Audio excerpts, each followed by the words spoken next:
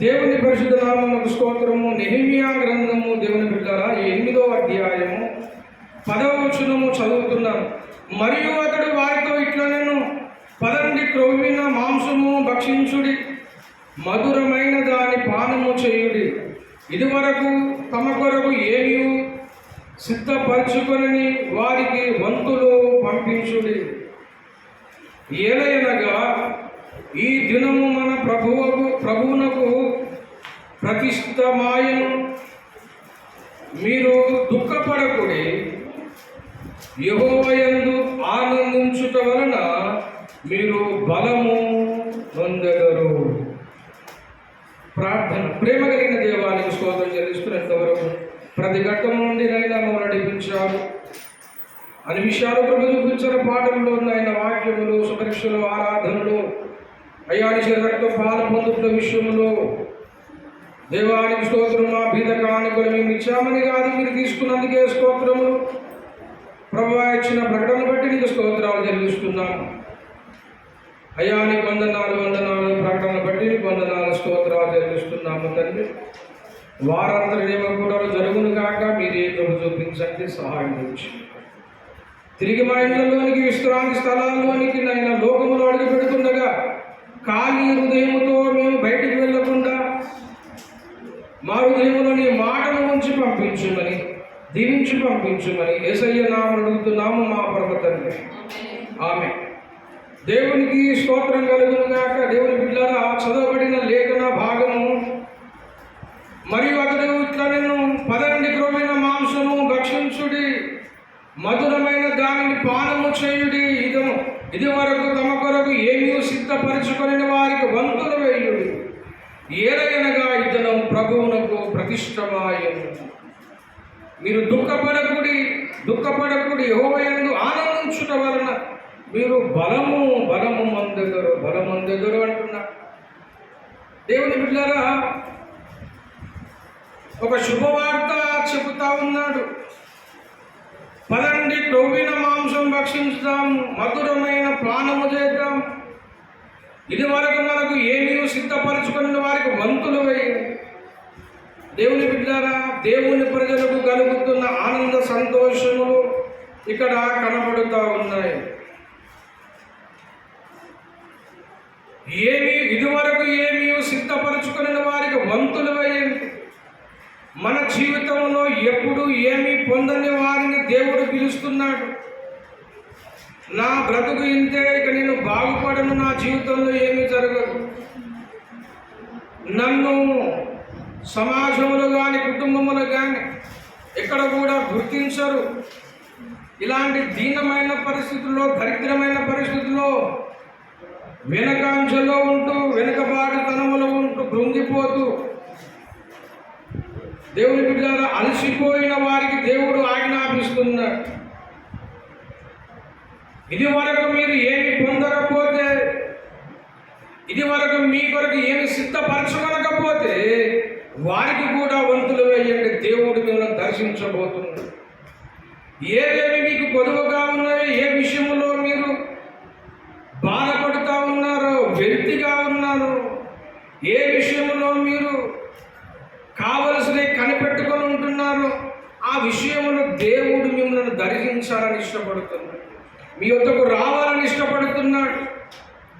మిమ్మల్ని దర్శించాలని, మీతో మాట్లాడాలని, మీ గృహంలోనికి రావాలని, నిన్ను దీవించాలని, నీ పరిస్థితులు మార్చాలని, బంధకాలు విప్పాలని, కాడిమాని మేకులు విరగొట్టాలని, అపవాది కట్టే కట్లు త్రెంచాలని, కూల్చాలని, యేసు రక్తములో అపవిత్రాత్మలు కట్టిన 10 మంత్రపు శక్తులు కానీ, అపవాద శక్తులు కానీ, అభిచార శక్తులు కానీ, 10 విధమైన కీడును యేసు రక్త ప్రభావంలో కాల్చివేయాలని, నిన్ను దర్శించాలని, యేసు మిమ్మల్ని దర్శించాలని రావాలని ఇష్టపడుతుంది. వారికి కూడా వంతులు వేయండి. ఎలాగ వంతులు వేయాలి? వారు ఎన్నిక లేని వారు కదా, వారు దరిద్రులు కదా, వారు మాతో సమానము కాదు కదా అని ఇంతకాలం నువ్వు అనబడవచ్చు, అణచివేయబడచ్చు. నిన్ను ఎవరు అణచివేశారు? మనుషులు అణచివేశారా? దేవుని బిడ్డలారా, ఏ శక్తిని నా అణిచివేసింది? ఈ దినమున దేవుడు ఆజ్ఞాపిస్తున్నాడు, లేదు లేదు, వారికి కూడా వంతులు వేయండి, నేను వారి యొద్దకు రావాలని ఆశ, వారి దర్శించాలని ఆశపడుతున్నాను, వారి భాగమును వారికి ఇవ్వాలని ఆశపడుతున్నాను. దేవుడు నీ కోసం సిద్ధపరిచినది ఏ శక్తి కూడా ఆపదు ఆపదు ఆపదు. దేవుడు నీకు ఇవ్వాలనుకున్నది ఏ మనిషి ఆపడు, ఏ మనిషి ఆపడు.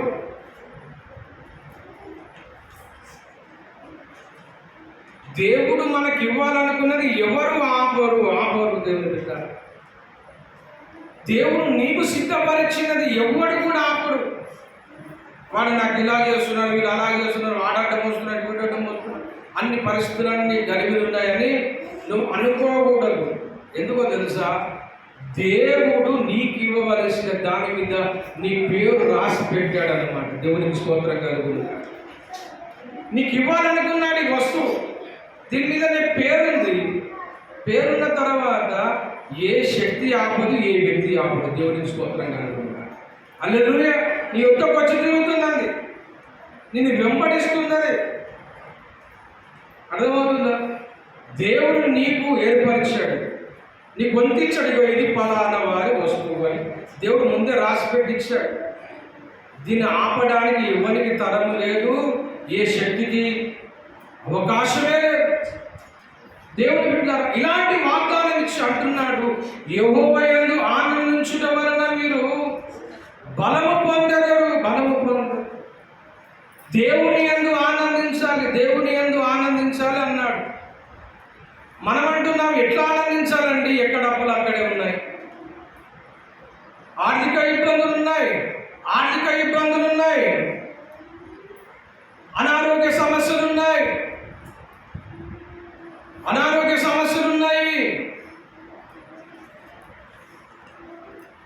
మనుషులు వేధింపులు ఉన్నవి, మనుషులు నన్ను అణిచివేస్తా ఉన్నారు, ఎన్నో సమస్యలు ఉన్నాయి, ఎన్నో సమస్యల చేత కొట్టుమిట్లాడుతున్నాం. ఇలాంటి పరిస్థితులు నాకు ఉండగా, ఇట్లా కఠినమైన పరిస్థితులు ఉండగా నేను ఎలా ఆనందించాలి? ఒంట్లో రోగములు ఉన్నాయి, వ్యాధులు ఉన్నాయి, ఒంట్లో నొప్పులు, ఊరంతా అప్పులు ఉన్నాయి, సమస్యలు, గట్టు పరిస్థితులు ఉన్నాయి. ఇలాంటి పరిస్థితుల్లో నేను ఎలాగా దేవుని స్తుతించాలి? ఎలా నవ్వాలండి? ఆనందించమంటా ఉన్నావు, ఎలా ఆనందించాలి? సమస్యలు ఉన్నాయి, ఎలా ఆనందించాలి? అప్పుల బంధకాలు ఉన్నాయి, అప్పుల చేత నేను హింసించబడుతున్నాను, అప్పుల చేత చనిపోవాలనే పరిస్థితి నాకు కలుగుతూ ఉంది, అనారోగ్య సమస్యలు ఉన్నాయి. దేవుని బిడ్డలారా, దుష్ప్రచారాలు ఉన్నాయి, అపనిందలు ఉన్నాయి, అపవాదులు ఉన్నాయి, ఎన్నో సమస్యల చేత నేను బాధపడుతూ ఉంటే నువ్వు నవ్వుమంటా ఉన్నావేంటయ్యా? యెహోవా యందు ఆనందించుట వలన బలం వస్తుంది. యెహోవా యందు ఆనందిస్తే బలం వస్తుంది, యెహోవా యందు ఆనందిస్తే బలం వస్తుంది. మనమంటాము, నాకు బలమే లేదు, ఎలా ఆనందించాలి? నాకు బలం లేకపోతే ఎలా ఆనందించాలి? నాకు బలము ముందు దయచేయి, అప్పుడు నేను ఆనందిస్తాను అనేది మన ప్రశ్న. ముందు నాకు బలము దయచేయ్యా, నాకు బలం దయచేస్తే ఆనందిస్తాను. నా అప్పులు తీసేయి, నాకున్న సమస్యలు తీసేయి, ఆర్థిక ఇబ్బందులు తీసేయి. కృంగిపోయాను, నలిగిపోయాను, ఈ సమస్యలు ఉండగా నేను ఎలా ఆనందించాలి? ఫస్ట్ నాకు బలము కావాలి కదా, బలం ఉంటే ఆనందిస్తాను. దేవుడు అంటాడు, ఫస్ట్ నువ్వు ఆనందిస్తే బలం వస్తుంది అంటాడు. నువ్వు ముందు ఆనందించు బాబు, ముందు ఆనందిస్తే నీకు బలం వస్తుందని దేవుడు అంటాడు. మనం అంటాము, ఫస్ట్ నాకు బలం దయచేయి, అప్పుడు ఆనందిస్తా. మనదేమో రివర్స్ గేర్. నాకు ఏమన్నా ఇవ్వు, నాకు ఆరోగ్యం ఇవ్వు, ఆస్తులు ఇవ్వు, ఐశ్వర్యం ఇవ్వు, అన్నీ కూడా వడ్డించిన విస్తరాకవని నాకు అన్నీ ఉంటేనే ఆనందిస్తా. ఏం లేకపోతే ఎందుకు ఆనందిస్తానండి? పిచ్చోనా? నవ్వుమంటున్నావు, ఆనందించమంటున్నావు, పిచ్చోనా నేను ఆనందించడానికి? ఏముందని ఆలోచించాలి. తినడానికి ఆహారం లేదు ఇంట్లో, వండుకోవడానికి బియ్యం లేదు ఇంట్లో, సరుకులు లేవు, చుట్టూరు అప్పులైపోయినాయి, అందరూ వ్యతిరేకులైపోయారు, సమస్యలు రోజు రోజుకు క్షీణించుకుపోతా ఉన్నాయి, ఆరోగ్యం చేత నలిగిపోతున్నాను, మరణానికి దగ్గర అవుతున్నాను, కష్ట పరిస్థితులు ఉన్నాయి. ఇలాంటి పరిస్థితులు పెట్టుకొని ఆనందించండి. ఎలా ఆనందించాలి? నా సమస్యలు తీసేయి, అప్పుడు ఆనందిస్తా అని చెప్పి మనిషి అంటాడు. దేవుడు అంటాడు, నీ సమస్యలు ఏం తీసేయి, ఫస్ట్ ఆనందించండి. దేవుడు అంటాడు. దేవుని బిడ్డ, యెహోవా యందు ఆనందించుట వలన బలము కలుగుతుంది. దేవుని బిడ్డలారా, మీరు ఇంటికాడ చదువుకోండి. 2 కొరింథీ 11వ అధ్యాయం అంతా కూడా ఎన్ని శ్రమలు పడ్డాడో చెప్పలేము. దేవుని బిడ్డ, ఎన్నో శ్రమలు పడ్డాడు. 2 కొరింథీ 11వ అధ్యాయం అంతా కూడా మీరు చదవండి, ఇంటికి పోయి చదువుకోండి. దేవుని బిడ్డలా, మెట్టుకు కొన్ని వచనాలు చూడండి. 11:20 చదువుతున్న, వెర్రివాని వలె మాట్లాడుచున్నాను నేను, మరి ఎక్కువగా క్రీస్తు పరీక్షాడకుడును, మరి విశేషంగా ప్రయాసపడి తిని, మరి అనేక పర్యాయములు చెరసాలలో ఉంటిని, అపరిమితంగా దెబ్బలు తింటిని, అనేక మారులు ప్రాణాపాయములో ఉంటిని, యూదుల చేత 5 మారులు 1 తక్కువ 40 దెబ్బలు తింటిని, 3 మారు బెత్తములతో కొట్టబడి తిని, ఒకసారి రాళ్ళతో కొట్టబడి తిని, ఓడ పగిలి శ్రమపడి తిని, రాత్రింబవలు సముద్రంలో గడిపి తిని, అనేక పర్యాయములు ప్రయాసపడి తిని, నదుల వలనను ఆపదలలో, దొంగల వలన ఆపదలలో, సర్వజనములనైన ఆపదలలో, అన్య జనులైన ఆపదలలో, పట్టణములలో ఆపదలలో, అరణ్యములో ఆపదలలో, సముద్రములో ఆపదలలో, కపట సహోదరుల వలన ఆపదలలో. ఎన్ని సమస్యలు పొందాడండి పౌలు? ఎన్నో సమస్యలు పొందాడు. కపట సహోదరులు ఉన్నారు. కపట సహోదరుల వలన నాకు ఎంతో ఇబ్బంది కలిగింది, ఆపదలలో ఉన్నాను, ప్రయాసములు ఉన్నాను. పౌలు భక్తుడు ఎన్నో ఇబ్బందులు పడ్డాడు. ఈ పౌలు భక్తుడు అంటాడు, ఫిలిప్పి రాసిన పత్రికలో 4:4 ఏమంది చూడండి ఒకసారి. ఫిలిప్పి పత్రిక 4:4 మనకు అందరికీ తెలిసిన వాక్య భాగమే. అక్కడ ఏమంటున్నాడండి 4:4లో? ఎల్లప్పుడూ ప్రభువునందు ఆనందించండి, మరలా చెప్పుదును ఆనందించండి. పౌలు భక్తుడు అంటున్న మాట, ఎల్లప్పుడూ ఆనందించండి, ఎల్లప్పుడూ ప్రభువునందు ఆనందించండి, మరలా చెప్పుతాను ఆనందించండి అని చెబుతున్న మాట పౌలు భక్తుడు ఎక్కడుండి రాశాడో తెలుసా? చెరసాలలో ఉండి పత్రిక రాశాడు. రాశాడు. ఈ ముక్కు వరకు మూసి నదిలో ఉంచేదంట పౌలు భక్తులు. ఇంతవరకు మూసి నది మురికి కాలువలో ఇంతవరకు ఉంచేదాన్ని. ఇంతవరకు ఉంచి అదొక శిక్ష. కాలకు బోండాలు, గొలుసు, బెత్తములతో దెబ్బలు, నలుగుకొట్టబడ్డాడు. నలిగిపోయాడు. ఎన్ని దెబ్బలు, ఎన్ని హింసలైన భరించాడు అంటే దేవుని బిడ్డలారా, ఎన్నో హింసలు ఆయన భరించి ఒక మాట అంటాడు. గలతీ పత్రికలో చివరి అధ్యాయం చూడండి. గలతీ పత్రిక 6వ అధ్యాయం 11వ వచనం ఏముంది చూడండి. నేను యేసు యొక్క ముద్రలు నా శరీరమందు ధరించి ఉన్నాను, ఇక మీదట ఎవడును నన్ను శ్రమ పెట్టవద్దు. ఏమనటమా? నేను యేసు యొక్క ముద్రలు నా శరీరమందు ఉన్నాయంటే అర్థం ఏంటో తెలుసా? ఎన్నిసార్లు కొట్టబడ్డాడో బెత్తముల చేత, అవన్నీ వాతలు, అద్దులు, ఆ మరకలు అలాగే ఉన్నాయి వీపు పైన. పౌలు, యేసు యొక్క ముద్రలు నా శరీరమందు ఉన్నవి అని అలసిపోయి ముసలితనానికి వచ్చిన తర్వాత పౌలు భక్తుడు అంటాడు, ఇక నాకు చాలా శ్రమలు, ఇక నేను భరించలేదు. ఈ ముద్రలు నా శరీరమందు ముద్రలు ఉన్నాయి, ఇక మీద నన్ను ఎవరు శ్రమ పెట్టవద్దు. ఎంత నలిగిపోయాను, అంత నలిగిపోయి, ఎన్ని కష్టాలు పడాలో అన్ని కష్టాలు పడ్డాను. ఎంత కష్టాలలో పెంచాడు, శ్రమలలో ఉన్నాడు. ఈ ఫిలిప్పీ పత్రికను ఏమని అంటారు తెలుసా? బైబిల్ పండితులు ఆనంద పత్రిక అంటారు, సంతోష పత్రిక అంటారు. ఈ సంతోష పత్రిక ఎక్కడుండి రాశాడంటే జైల్లో ఉండి రాశాడు, దెబ్బలు తింటూ రాశాడు, శ్రమలు అనుభవిస్తూ రాశాడు.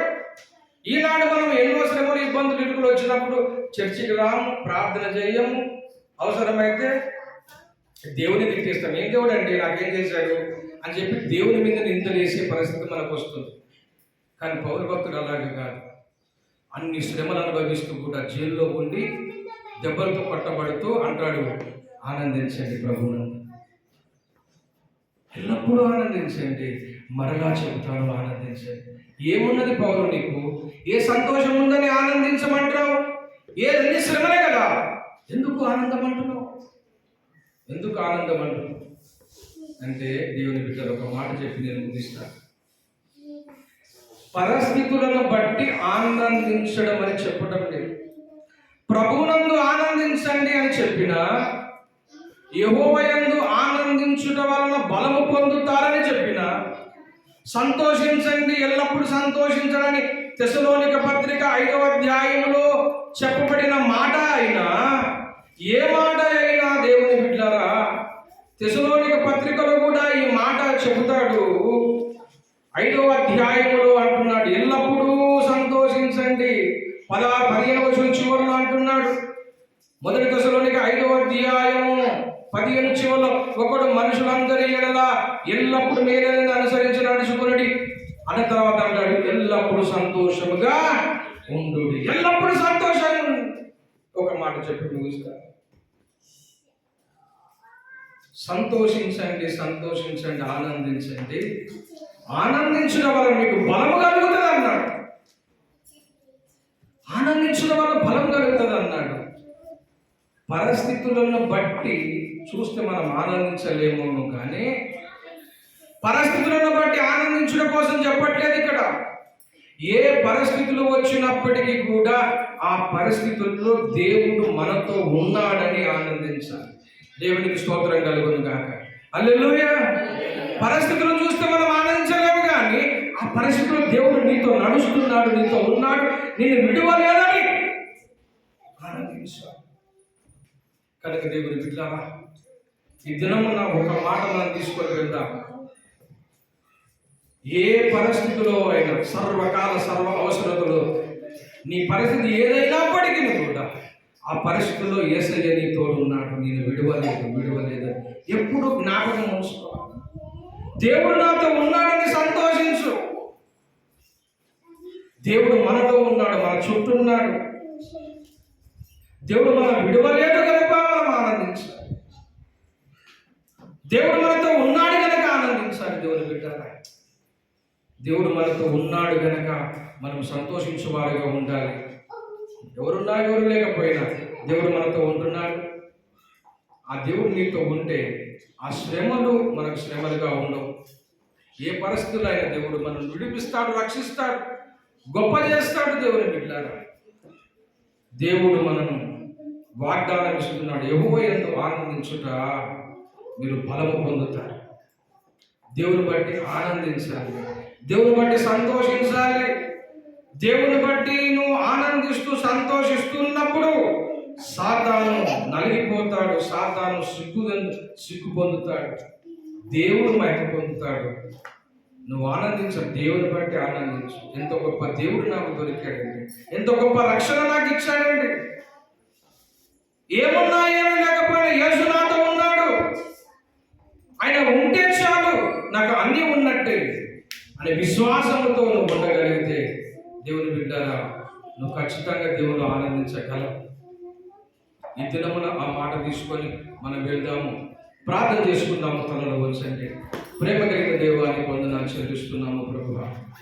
యెహోవాయందు ఆనందించుట వలన మీరు బలము పొందుతారన్నారు. ఈ దినమున మన దేవుని బట్టి ఆనందిద్దాము. దేవుని బట్టి నువ్వు ఆనందించగలిగితే నీకు బలం కలుగుతుంది.